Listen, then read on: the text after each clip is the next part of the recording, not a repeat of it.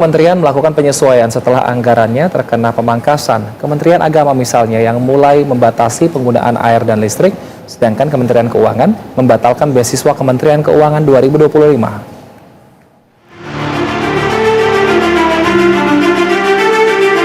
Kementerian Agama ditargetkan melakukan efisiensi anggaran sebesar 14 triliun rupiah. Untuk itu, Kementerian Agama merumuskan sejumlah langkah guna menindaklanjuti instruksi Presiden terkait efisiensi anggaran. Di antaranya meniadakan kunjungan luar negeri selain urusan haji. Selain itu, penggunaan listrik dan air juga digunakan hanya di jam kerja. Selanjutnya, Kementerian Keuangan ditargetkan memangkas 20% anggaran atau sekitar 12,3 triliun rupiah. Akibat pemangkasan ini, salah satu Direktorat Jenderal di Kementerian Keuangan bahkan mengalami pemangkasan hingga lebih dari 70%. Selain itu, Menteri Keuangan Sri Mulyani juga membatalkan penawaran beasiswa Kementerian Keuangan tahun 2025. Padahal pembukaan beasiswa baru diumumkan pada 10 Januari lalu. Dilihat dari jumlahnya, pemangkasan terbesar terjadi pada anggaran Kementerian Pekerjaan Umum. Total efisiensi anggaran di Kementerian Pekerjaan Umum mencapai 81 triliun rupiah dari pagu 110 triliun.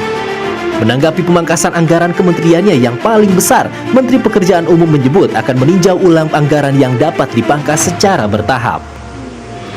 Selain kementerian, dua lembaga penyiaran milik pemerintah yakni TVRI dan RRI juga sempat ramai jadi perbincangan usai curhatan salah satu pegawai honorernya viral di media sosial. Namun belakangan, rencana PHK karyawan TVRI dan RRI ini kemudian batal setelah kedua lembaga ini mengadakan rapat bersama DPR pada Rabu kemarin. RRI khususnya disebut telah mendapatkan pengurangan pemotongan anggaran setelah rapat dengan Kementerian Keuangan pada Selasa.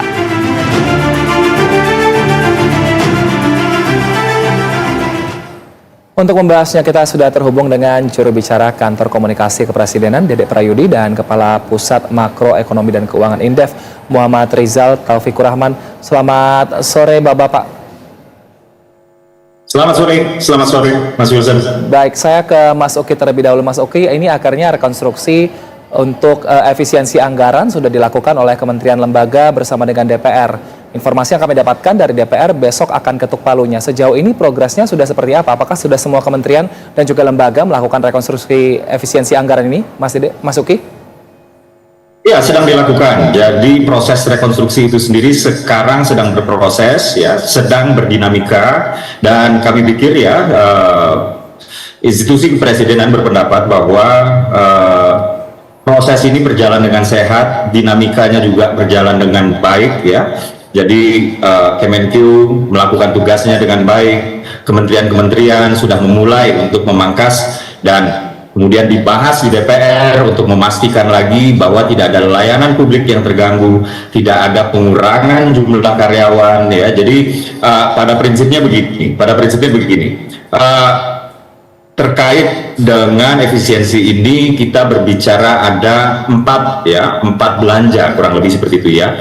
Pertama, belanja kepegawaian ini tidak boleh diefisiensikan, ya. Belanja kepegawaian tidak boleh diefisiensikan. Gaji pegawai, ya, kemudian tunjangan, kemudian gaji ke-13 dan lain-lain itu tidak boleh diefisiensikan, apalagi pengurangan jumlah pegawai. Lalu yang kedua adalah belanja layanan publik, ini juga nggak boleh diefisiensikan, ya. Jadi kalau misalnya ada ya yang kemudian kementerian kah atau badan publik kah yang menerjemahkan Impres nomor 1 tahun 2025 ini dengan mengurangi layanan publik.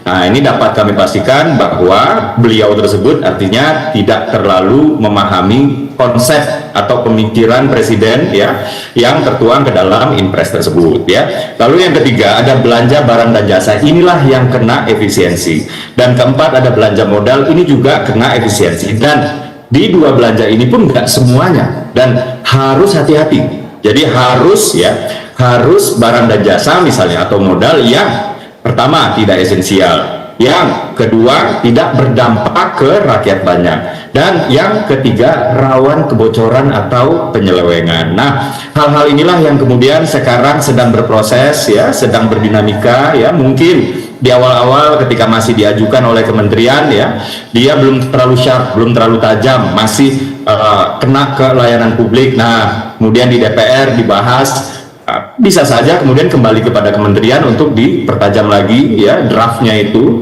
kemudian untuk dibahas lagi kemudian disetujui. Nah, alhamdulillah ya kemarin sudah disetujui oleh Komisi 2 sebanyak 8 kementerian ya untuk diefisiensikan. Gitu kurang lebih, Mas Wilson. Baik. Tapi Mas Uki, kalau misalnya kita melihat dari awal untuk efisiensi anggaran ini diperkirakan akan bisa menghemat sebesar 306 triliun, apakah sekarang sudah bisa dihitung apakah angka ini akan berkurang atau bertambah justru penghematan yang setelah dilakukan rekonstruksi ini, Mas Uki? Ya, kita tetap pada prinsip 306 triliun ya untuk diefisiensikan selama 1 tahun di tahun 2025 ini, dan itu berasal dari pemerintah pusat atau KL ya, kementerian lembaga sebesar 256 triliun, kemudian transfer ke daerah atau TKD sebesar 50 triliun. Jadi kalau kita total itu angkanya 306 triliun. Jadi itulah yang kita upayakan sekarang. Gitu kurang lebih, Mas Wilson. Baik. Saya ke Mas Rizal. Mas Rizal, akhirnya efisiensi ini Anda melihatnya seperti apa? Apakah dampaknya cukup signifikan terhadap pergerakan perekonomian kita? Apalagi kalau kita lihat di media sosial, akhirnya banyak juga masyarakat yang terdampak, entah itu secara bisnis maupun secara individu. Ya, kalau kita lihat dari strukturalnya begitu ya, bahwa di Invest itu ada sekitar 16 item, di mana di situ ada pengurangan belanja konsumtif, misalnya alat tulis kantor 9%, percetakan dan souvenir, sewa gedung. Tentu memang secara efisien, pos-pos ini upaya mengurangi pengeluaran yang sifatnya gitu ya, dan juga konsumtif. Tapi mesti kita lihat, memang meskipun dampak positifnya harus dialihkan ke sektor produktif, tentu potensi negatifnya juga dalam jangka pendek misalnya ya, akan ada yang terdampak ya, produktivitasnya dari sektor jasa terkait misalnya industri percetakan, penyewaan, dan lain-lain. Termasuk juga misalnya jasa dan event ya, di situ ada rapat, seminar, 40%, konsultan, 45,7%, kegiatan seremonial hampir 57%, dan ini akan menekan gitu ya produktivitasnya dari kegiatan-kegiatan yang bersifat sektor jasa, utamanya di MICE. Nah, sektor-sektor tersebut ya tentu selama ini memberi kontribusi terhadap kinerja dan pertumbuhan ekonomi. Termasuk juga yang justru menjadi perhatian khusus adalah terhadap investasi dan produktivitas, di mana di situ ada peralatan dan mesin 28%, ya. Infrastruktur ini luar biasa 34,3%, dan juga pemeliharaan perawatan di 10,2%. Nah, pengurangan ini kan berkaitan dengan belanja modal, gitu ya. Yang tadi juga Bu Menteri Keuangan ya, kalau dilihat dari rapatnya tadi, bahwa sedang dikaji gitu ya secara tajam, tetapi justru potensi ini yang saya kira akan besar ya, menurunkan daya dorong terhadap pertumbuhan ekonomi jangka menengah maupun panjang. Jadi infrastruktur dan peralatan ini kan mendorong ya, utama dari ekonomi. Padahal Pak Prabowo ingin sekali bahkan punya target pertumbuhan ekonomi sangat tinggi. Kalau di tahun 2025 misalnya ya, penghematan ini cukup berisiko ya terhadap hambatan produktivitas, apalagi kunci dari pertumbuhan tinggi itu adalah produktivitas, maka ini harus hati-hati nih. Ya, saya setuju Bu Menteri Keuangan tadi menyampaikan misalnya di rapatnya itu bahwa akan betul-betul hati-hati ya, prudent dan proven gitu berkaitan dengan, tapi jangan terlalu lama gitu ya, dan harus memilih dan memilah nih berkaitan dengan dampak terhadap investasi dan produktivitas, karena tadi kunci untuk pertumbuhan ekonomi itu ada di investasi dan produktivitas. Ya, terus yang menarik lagi ada belanja sosial dan pemerintah, ya, bantuan pemerintah dikurangi 16,7%, dan ini juga akan mempengaruhi ya terhadap konsumsi rumah tangga. Apalagi konsumsi rumah tangga saat ini kan, kalau kita lihat tren ya, capaian pertumbuhan ekonomi saat ini justru warning nih, ya, justru konsumsi itu, apalagi kalau kita lihat marginal propensity to consume-nya yang sangat tinggi, ini juga mesti diperhatikan. Baik. Jadi ada 3 indikator makroekonomi yang pemerintah dari penghematan ini akan besar pengaruhnya terhadap produktivitas di apa namanya investasi, kemudian juga di dan juga produktivitas sektoralnya, termasuk juga daerah, ya, karena justru yang memperkuat agregat pertumbuhan ekonomi itu kan juga di daerah, apalagi tadi disampaikan untuk daerah itu sektor daerah kan hampir 50 triliun. Baik, Mas Uki, ternyata side effect-nya lumayan banyak ini tadi disampaikan oleh Mas Rizal. Bahkan PHRI atau Persatuan Pengusaha Hotel dan Restoran juga menyatakan bahwa jika ternyata ada efisiensi, artinya beberapa daerah yang dihandle oleh PHRI ini, omsetnya akan menurun sekitar 40% karena tidak ada lagi rapat yang diselenggarakan di hotel-hotel, dan itu secara usaha. Ada lagi secara individu yang pemutusan hubungan kerja untuk pekerja yang kontrak seperti itu. Kira-kira seperti apa juga pemerintah mengatasi hal ini supaya tidak kemudian terlalu merugikan kepada orang-orang yang berkaitan dengan hal ini, efisiensi anggaran?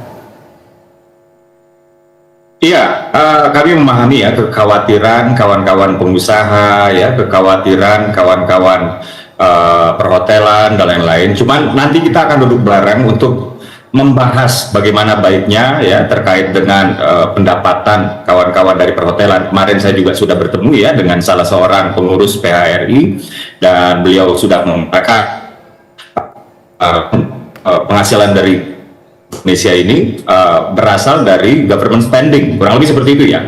Tapi kita harus sama-sama memahami tekad Presiden terkait dengan efisiensi ini baik sekali, Kita ingin mengurangi ya lemak-lemak yang tidak dibutuhkan oleh tubuh ya, supaya kemudian tubuh ini menjadi lebih sehat, dan ketika otot-otot kita juga kuat ya, tulang kuat, lemak sudah berkurang, maka kita bisa bergerak lebih gesit ya, lebih cepat, kurang lebih sih seperti itu. Dan misalnya saya ambil contoh ya, perjalanan dinas saja. Misalnya perjalanan dinas itu dianggarkan itu 44 triliun loh, Mas Wilson, 44 triliun rupiah. Kita efisiensikan separuh deh. Jadi kita berhasil menghemat 22 triliun rupiah. Dari 22 triliun rupiah itu sudah lebih ya, sudah lebih dari anggaran subsidi pupuk kita selama 1 tahun sebesar 9,5 juta ton. Ya, sebesar 9,5 juta ton. Nah, bayangkan kalau anggaran ini kemudian kita suntikkan ke pos-pos produktif seperti subsidi pupuk, dan ini adalah bagian integral dari program hasil terbaik cepatnya Presiden Prabowo untuk swasembada pangan. Lalu kemudian kapasitas pertanian meningkat, ini kan juga akan berdampak terhadap ekonomi kita. Jadi yang harus dipahami adalah tekad efisiensi ini bukan untuk mematikan ekonomi, ya. Justru terbalik, kita tidak ingin ada pengeluaran-pengeluaran yang sifatnya konsumtif, lalu kita mau ambil pengeluaran-pengeluaran tersebut ya, yang sudah selama ini kita anggap biasa, kita ambil lalu kita taruh ke hal-hal yang bersifat produktif. Demikian, Mas. Saya ke Pak Rizal. Pak Rizal, ternyata memang pos-pos yang dipotong adalah pos-pos yang dinilai kurang penting. Lantas sebenarnya kalau misalnya seperti ini, apakah sudah tepat kebijakan untuk efisiensi ini nanti ke depannya Anda melihat untuk perekonomian kita? Singkat saja Pak Rizal. Ya, yang pasti kita mendukung efisiensi anggaran ya, karena itu akan menyehatkan APBN kita. Yang tadi disebutkan lemak-lemak lah kira-kira gitu ya. Tapi betul-betul harus dipilah dan dipilih lemak yang mana nih, karena lemak itu ada esensial dan non esensial gitu ya. Tapi yang paling penting adalah saran strategisnya, alihkan dana yang 306 triliun itu dari belanja yang sifatnya konsumtif ya, ke sektor produktif, karena inti dari pertumbuhan ekonomi tinggi itu adalah memperbaiki produktivitas, apalagi total faktor produktivitas kita itu sekarang sedang sangat rendah. Kuncinya ada di mana, yaitu inovasi dan juga human resources. Apalagi aging ini juga menjadi penting gitu ya untuk memperbaiki produktivitas tadi, selain teknologi, adopsi teknologi, dan juga berkaitan dengan infrastruktur yang menopang investasi. Yang kedua, stimulus sektorialnya ya, terutama mendorong pertumbuhan ekonomi yang inklusif, pelaku-pelaku usaha, baik itu UMKM, kemudian usaha besar, itu juga harus dibuat satu ekosistem yang justru saling menopang untuk meningkatkan kinerja ekonomi lebih tinggi. Dan satu lagi, jaga bantuan sosial ya untuk meningkatkan daya beli masyarakat nih, Karena di tahun lalu kita hampir 5 bulan terjadi deflasi dan rumah tangga menengah itu sedang turun jumlahnya gitu, sehingga itu juga mempengaruhi terhadap konsumsi dan kontribusi terhadap daya beli masyarakat konsumsi rumah tangga gitu ya, secara agregat itu sangat besar ya. Dan ini tentu harus dijaga. Baik, kita harapkan semoga rekonstruksi anggaran ini nanti bisa berjalan lebih efektif dan juga kita harapkan semoga ekosistem yang baik bisa tercipta antara pemerintah dan juga para pengusaha, utamanya juga para masyarakat. Terima kasih atas waktu dan juga informasinya juru bicara Kantor Komunikasi Kepresidenan Dede Prayudi dan juga Kepala Pusat Makroekonomi dan Keuangan Indef Muhammad Rizal Taufikur Rahman sudah bergabung bersama kami. Sehat selalu Bapak-bapak. Terima kasih banyak.